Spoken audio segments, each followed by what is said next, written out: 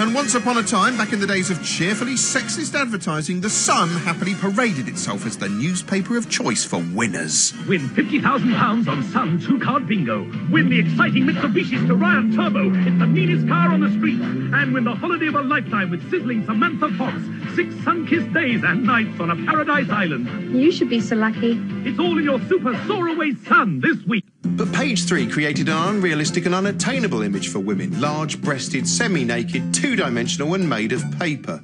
People have often said The Sun is sexist, although to be fair, it does actually cover a lot of female issues. It's even got a whole page devoted to vaginal discharge, by which I mean the outpourings of a...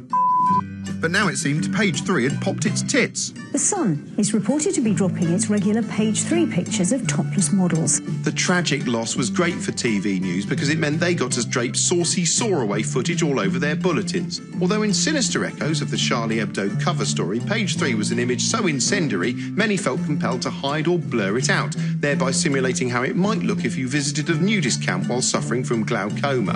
And yet across the news, triumphant anti-Page 3 campaigners were claiming it wasn't the nudity they'd had a problem with.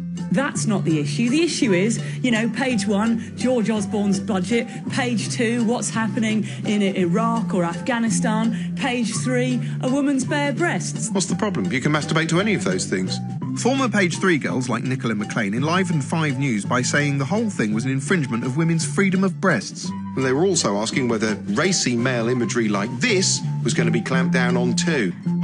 Can we not, look at David Beckham then, in his pants, doing his underwear adverts with his bulge out for me to but see? his actual testicles aren't out, are they? Yeah, well, they do have to protect readers with a nut allergy. But never mind mere women. What about planet Earth's most important inhabitants? Men.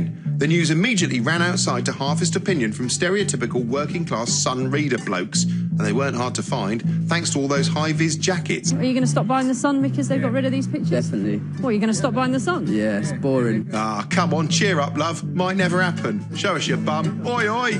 But a few days later, Sky News was visibly stunned to discover Page 3 wasn't as dead as The Sun had never claimed it was. It's back. What? What?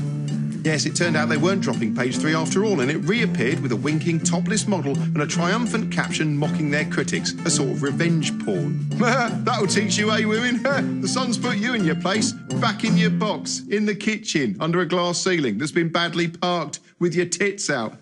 Now run along.